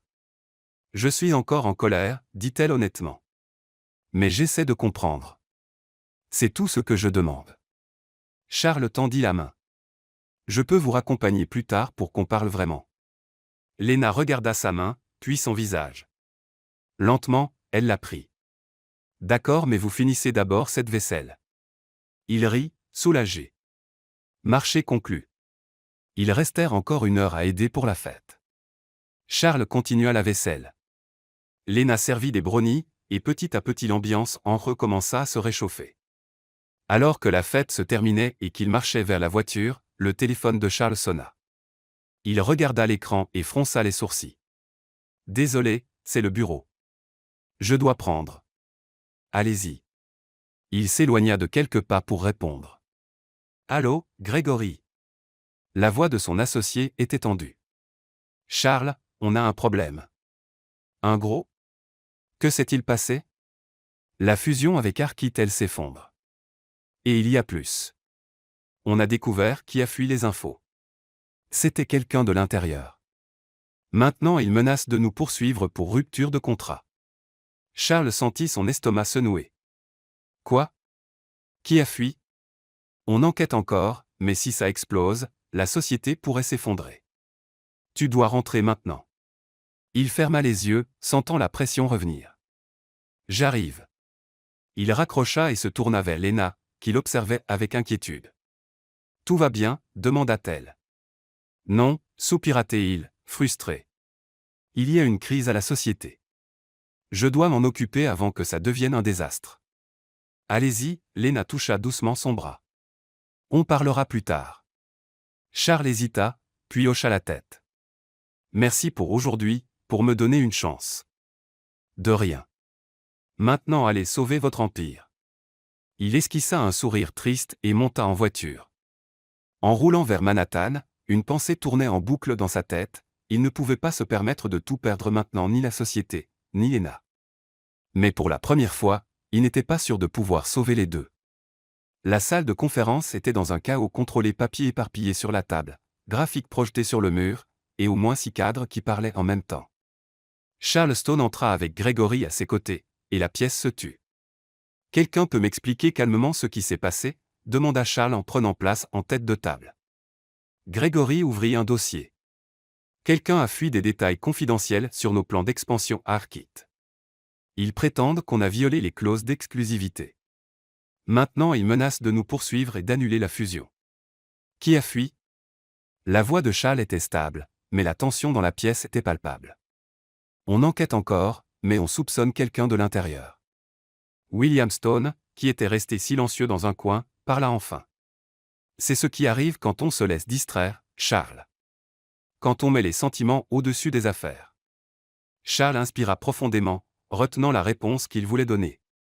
Ce n'est pas une question de distraction. C'est une question de trahison envers la société. Et où étais-tu quand c'est arrivé? À laver la vaisselle à une fête de quartier. William haussa un sourcil. La pièce devint encore plus silencieuse. Charles fixa son père, sentant l'ancienne colère monter. Mais cette fois, quelque chose avait changé. Il ne se sentait pas petit. Il ne se sentait pas inférieur. J'apprenais quelque chose que vous ne m'avez jamais enseigné, dit Charles en se levant. Que les gens comptent. Que la vie est plus que des profits et des fusions. Et que si cette société ne peut survivre qu'en écrasant les gens autour, peut-être qu'elle ne mérite pas d'être sauvée. William plissa les yeux. Fais attention à ce que tu dis. Non, j'en ai fini d'être prudent. Charles contourna la table, regardant chaque cadre dans les yeux. Cette société a été bâtie sur le travail dur, oui, mais aussi sur la peur. Peur de faire des erreurs, d'être humain, de s'attacher. Et j'en ai fini avec ça. Gregory l'observait, clairement impressionné. Charles, qu'est-ce que tu dis? Je dis qu'on va arranger cette crise, mais à ma façon. Il regarda son père. Et si vous n'êtes pas d'accord, reprenez le contrôle. Je ne vis plus dans l'ombre de vos attentes. William resta silencieux, étudiant son fils. Pour la première fois depuis des années, il vit quelque chose de différent de la détermination, de la conviction. Fais à ta façon, dit enfin William. Mais si tu échoues, c'est sur toi. Je sais. Charles s'assit de nouveau. Maintenant, mettons-nous au travail. Dans les heures qui suivirent, Charles examina les contrats, parla aux avocats et chercha une solution. Mais plus il creusait, plus il réalisait qu'il avait besoin d'une perspective différente, quelqu'un qui pensait hors des sentiers battus. Quelqu'un comme Lena. Il prit son téléphone et hésita. Serait-il juste de l'impliquer là-dedans? Mais avant qu'il puisse décider, la porte de la salle de conférence s'ouvrit et Lena entra. Elle portait un jean, un chemisier simple et tenait un sac en papier. Tous les cadres la regardèrent, perplexes. « Désolé d'interrompre cette grande réunion importante, dit-elle en jetant un œil autour. Mais j'ai entendu que vous étiez en crise, et j'ai apporté du gâteau parce que personne ne pense correctement le ventre vide. » Charles ne put s'empêcher de sourire. « Lena, que faites-vous ici? » Hélène m'a appelé, elle a dit que vous étiez sur le point d'exploser de stress. Elle posa le sac sur la table. « Alors je suis venu aider si vous me laissez. » Bien sûr. Aider. Gregory fronça les sourcils. Sans offense, mais c'est une crise d'entreprise. Je ne suis pas sûr que... Laissez-la parler, interrompit Charles. Vas-y, Lena. Qu'en penses-tu? Elle inspira profondément et regarda les graphiques sur le mur. Bon, je ne comprends pas la moitié de ces mots chics que vous utilisez tous, mais d'après ce que Hélène m'a dit, c'est un problème de confiance, non? Quelqu'un a fui des infos, et maintenant l'autre société ne vous fait plus confiance. En gros, oui, confirma Gregory. Alors le problème n'est pas l'argent, c'est la réputation. Lena croisa les bras. Vous avez essayé d'être honnête? Un des cadres rit sèchement. Honnête? Ce n'est pas comme ça que fonctionnent les affaires. Peut-être que ça devrait, répondit Lena, imperturbable. Écoutez, si quelqu'un me trahit, je ne lui refais pas confiance tant qu'il ne me montre pas qu'il a changé. Alors pourquoi ne pas faire ça? Montrez exactement ce qui s'est passé, qui est responsable, et ce que vous faites pour arranger. Transparence totale. La pièce se tut. Charles regarda Grégory, qui semblait réfléchir. C'est risqué, dit lentement Grégory. Mais intéressant. C'est humain, ajouta Charles. Et ça pourrait marcher. Léna haussa les épaules. Ou pas, mais au moins vous aurez essayé quelque chose de différent. Et vous montrerez que vous n'êtes pas comme ces hommes d'affaires sans cœur que tout le monde déteste. Charles se leva et marcha vers elle. Tu es brillante. Je sais. Elle sourit. Maintenant asseyez-vous et mettez-vous au travail. Je distribue du gâteau à ces grincheux. Dans les heures suivantes, Charles et l'équipe travaillèrent sur la nouvelle stratégie. Léna resta dans les parages aidant où elle pouvait, faisant du café, offrant des pensées simples qui avaient étrangement du sens. À la tombée de la nuit, la plupart des cadres étaient partis. Il ne restait que Charles, Grégory et Léna dans la pièce. Je pense qu'on a un plan solide, dit Grégory en ramassant les papiers. Je vous laisse tous les deux. Bon travail aujourd'hui, Léna. Merci, Grégory. Elle lui fit un signe fatigué. Une fois seul, Charles s'assit à côté d'elle. Merci d'être venu. Je n'allais pas te laisser affronter ça seule. Elle posa sa tête sur son épaule. Même si tu es parfois un idiot. Il rit et passa un bras autour d'elle. Je ne te mérite pas. Probablement pas, elle leva le visage pour le regarder dans les yeux. Mais tu essaies, et ça compte. Charles prit doucement son visage et l'embrassa. Ce fut un baiser doux, plein de promesses et de soulagement. Quand ils se séparèrent, il posa son front contre le sien. Je veux ça. Je te veux. Peu importe ce que dit mon père ou ce que tante Vanessa. Moi aussi, dit Léna en souriant. Mais tu vas devoir supporter mon gâteau toutes les semaines. Non négociable. Marché conclu. Ils restèrent là un moment, profitant de la présence de l'autre dans un silence confortable. Jusqu'à ce que le téléphone de Charles sonne. C'était Hélène. Il répondit et entendit le ton nerveux dans sa voix. Monsieur Stone, désolé de vous déranger, mais on a trouvé quelque chose dans les enregistrements d'emails sur la fuite. Quoi? Charles se redressa. C'était Vanessa. Elle a manipulé des contrats et fui des infos à Arkit. On a des preuves. Charles sentit son sang se glacer. Vous êtes sûr? Certaine. Les emails sont tous là avec horodatage et destinataire. Elle l'a fait délibérément. Il raccrocha, essayant d'assimiler. Léna l'observait, inquiète. Qu'y a-t-il? Vanessa. Sa voix était calme mais pleine de colère. Elle a saboté la fusion exprès. Les yeux de Léna s'écarquillèrent. Pourquoi? Parce qu'elle voulait me détruire. Charles se leva, passant une main dans ses cheveux. Et elle a failli y arriver. Que allez-vous faire? Il la regarda, la détermination revenant dans ses yeux. Je vais la confronter et m'assurer qu'elle paie pour ce qu'elle a fait. Léna se leva aussi, prenant sa main. Alors allons-y ensemble. Tu n'es pas obligé. Je sais, mais je veux. Elle serra sa main. Tu m'as soutenu. Maintenant c'est mon tour. Charles sourit, reconnaissant. Merci. De rien. Maintenant allons la faire tomber. Ils quittèrent la pièce côte à côte, prêts à affronter la tempête à venir. Parce que cette fois, Charles n'était pas seul. Et Vanessa Cole n'avait aucune idée de à qui elle avait affaire. Le lendemain matin, Charles et Grégory étaient dans la salle de conférence à examiner les preuves email, journaux d'appel, documents altérés. Tout pointait vers Vanessa. Elle avait été minutieuse, mais pas assez. Elle va tout nier, dit Grégory sombrement. Tu la connais. Elle dira que c'est un malentendu ou que quelqu'un a utilisé son ordinateur. C'est pour ça qu'il nous faut une confession publique devant témoins. Pas de place pour la manipulation. La porte s'ouvrit et Léna entra avec un sac en papier et un sourire confiant. Bonjour, messieurs. J'ai apporté du café et un plan brillant. Grégory haussa un sourcil. Plan? Exact. Elle posa le sac sur la table et s'assit. Vous avez une réunion importante aujourd'hui, non? Avec les cadres d'Arkit. Oui, à 11 heures, confirma Charles. Pourquoi? Parce que c'est l'opportunité parfaite. Léna croisa les bras, les yeux brillants. Vanessa sera là. Probablement. Elle est l'une des directrices. Parfait. Alors tout ce qu'il faut, c'est présenter l'épreuve devant tout le monde, grand écran, projecteur, tout le montage film d'espionnage. Grégory secoua la tête. C'est risqué. Si ça rate. Rien ne ratera. Léna se leva, pleine de confiance. Mais il faut le faire correctement.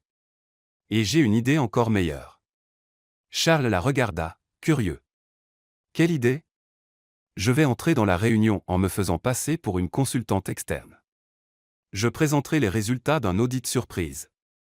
Elle sourit. Personne ne remet en question une consultante.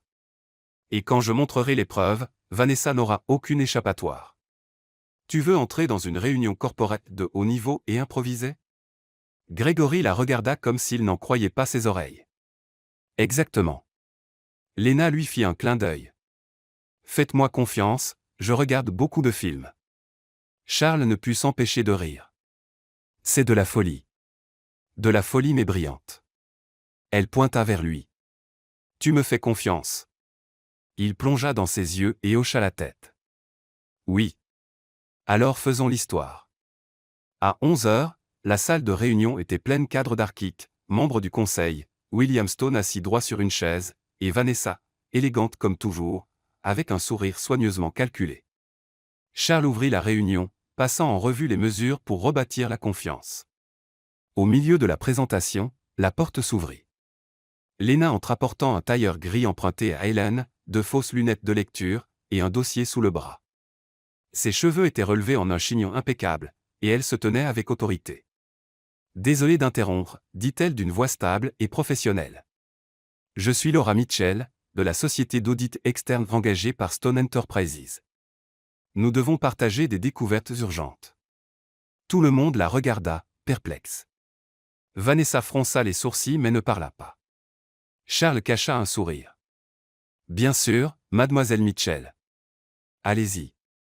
Léna marcha jusqu'au projecteur, brancha l'ordinateur et afficha les documents sur l'écran.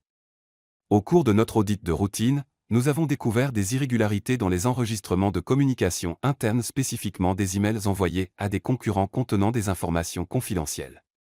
Un murmure parcourut la pièce. William se pencha en avant, intéressé.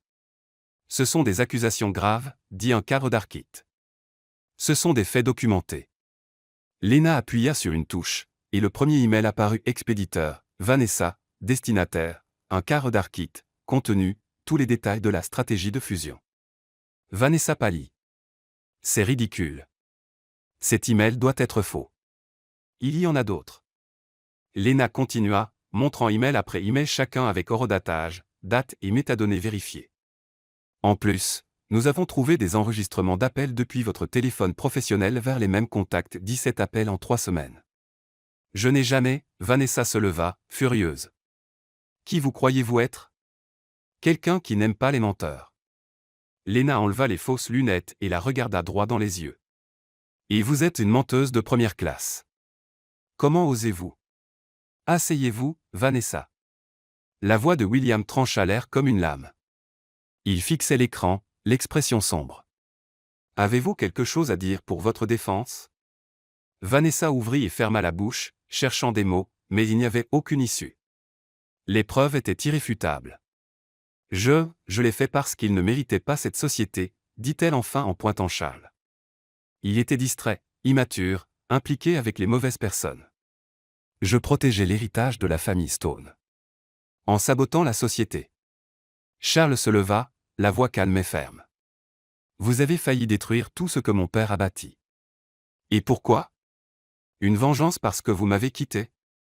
Tu m'as échangé contre elle, explosa Vanessa en pointant Léna. D'abord, je n'ai échangé personne. Nous avons rompu il y a plus d'1 an. Charles s'approcha. Ensuite, Léna vaut plus que vous ne l'avez jamais value parce qu'elle est vraie, honnête, gentille. Et elle n'essaie pas de détruire les gens par orgueil blessé. Léna croisa les bras, satisfaite. Bien dit. William se leva et marcha vers Vanessa. Vous êtes licencié avec effet immédiat. Et nous porterons plainte pour sabotage corporate et rupture de contrat. Vous ne pouvez pas. Si, et je le ferai. Il fit signe à la sécurité. Raccompagnez Mademoiselle Cole hors du bâtiment. Vanessa regarda autour, cherchant quelqu'un pour prendre son parti, mais ne trouva que des regards froids. Alors que la sécurité s'approchait, elle releva le menton, essayant de garder sa dignité, et sortit escortée. La pièce resta silencieuse quelques secondes. Puis un cadre d'Arquite commença à applaudir. D'autres suivirent. Bientôt toute la salle applaudissait. William regarda Charles, et pour la première fois depuis des années, il y avait quelque chose de différent dans ses yeux du respect. « Tu as bien géré ça », dit-il doucement. « Merci, papa. » Charles tendit la main. William la serra fermement. Puis il regarda Lena. « Et vous, faute auditrice bien jouée ?» Lena sourit.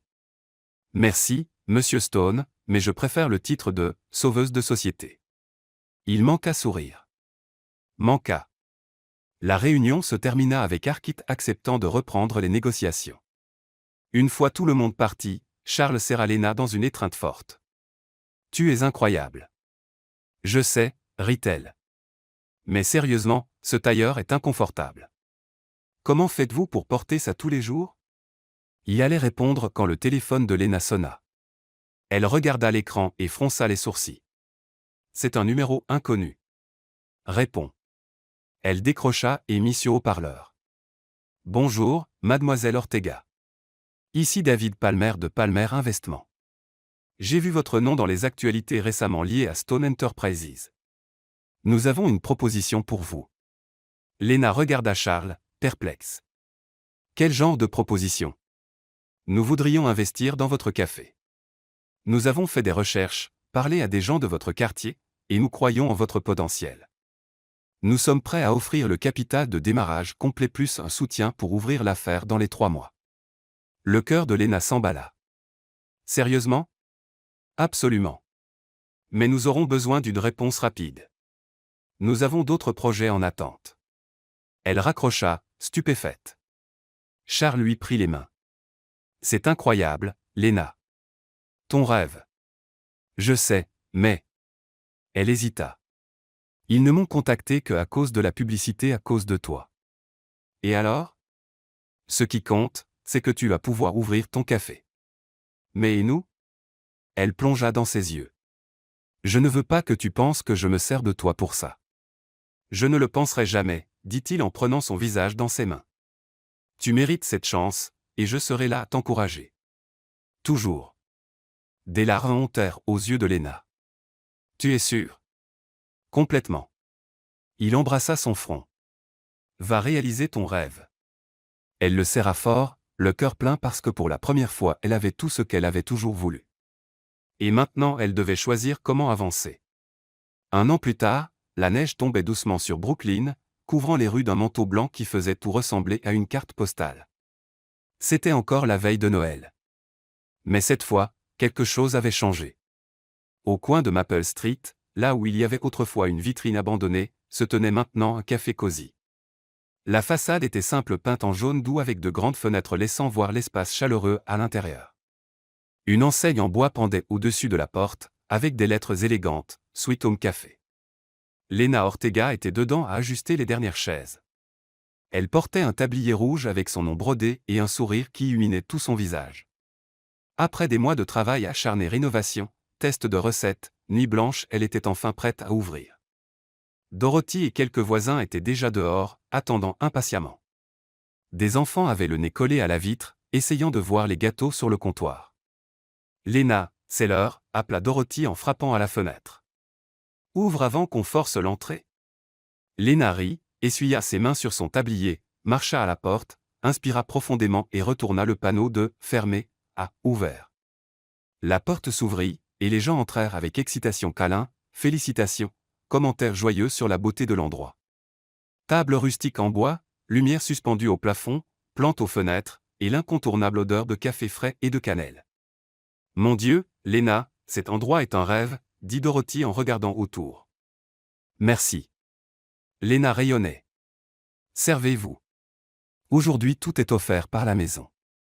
Les invités se dispersèrent, goûtant Brigadero, Datto, tarte et le café spécial de la maison.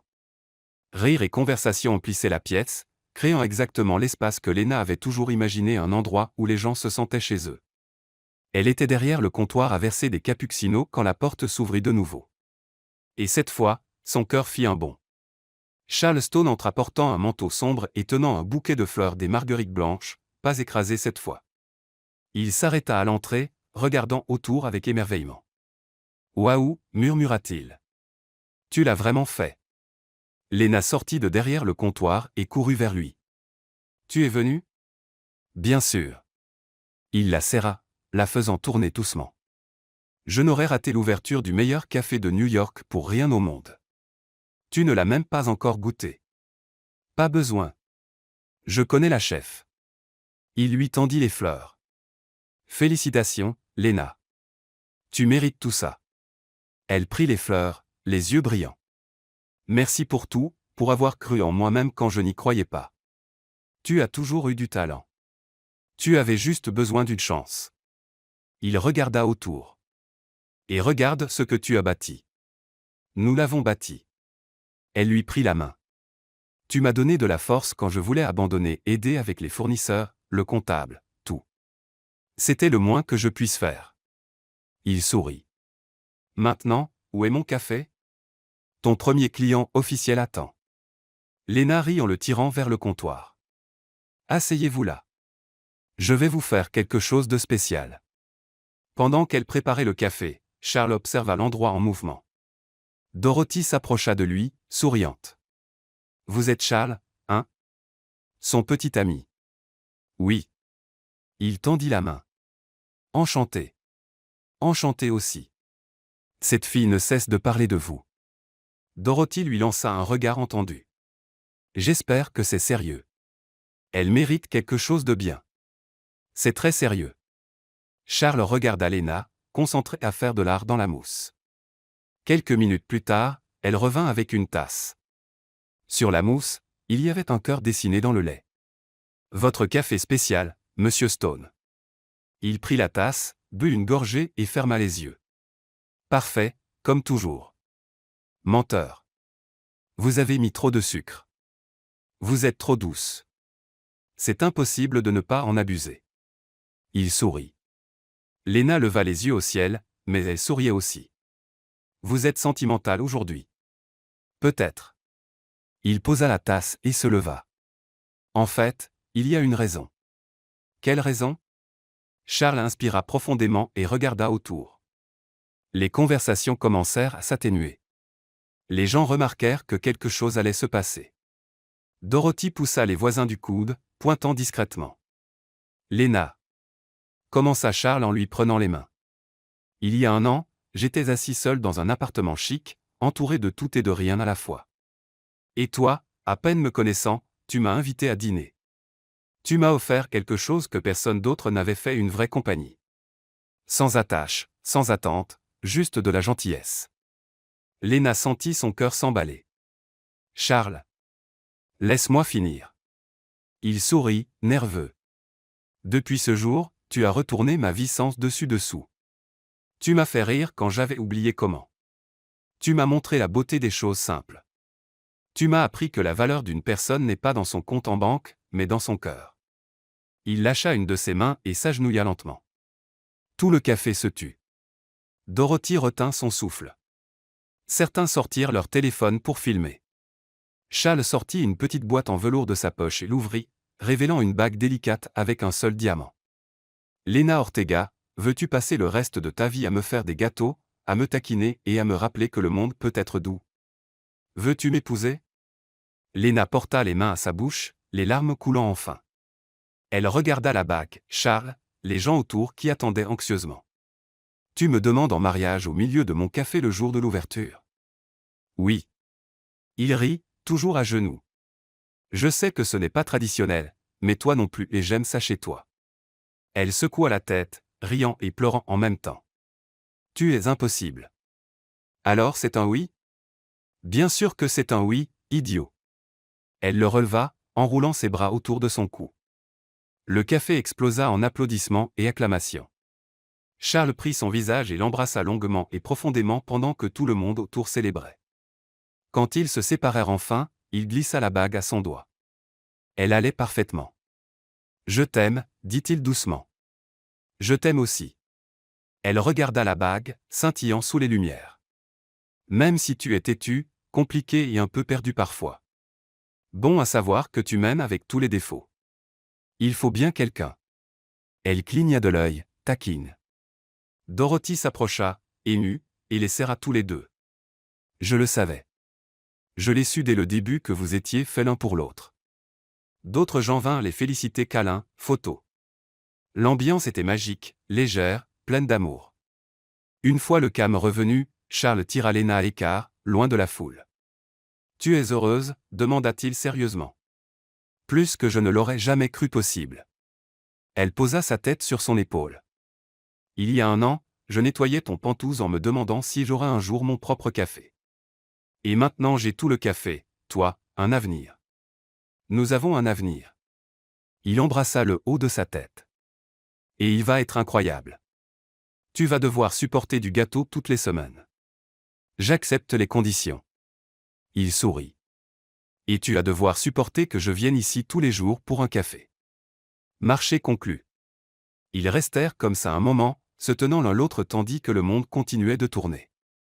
Dehors, la neige tombait doucement. Dedans, l'odeur de café et de cannelle emplissait l'air, mêlée de rires et de conversation. Dorothy leva une tasse de café, attirant l'attention de tous. Un toast au Sweet Home Café, à Léna, et à l'amour qui change des vies. Tout le monde leva ses tasses café, jus, thé et répéta à l'unisson, à la vôtre. Léna et Charles levèrent leurs verres ensemble, se regardant dans les yeux. Et à ce moment, tout avait du sens. Ils ne venaient pas du même monde.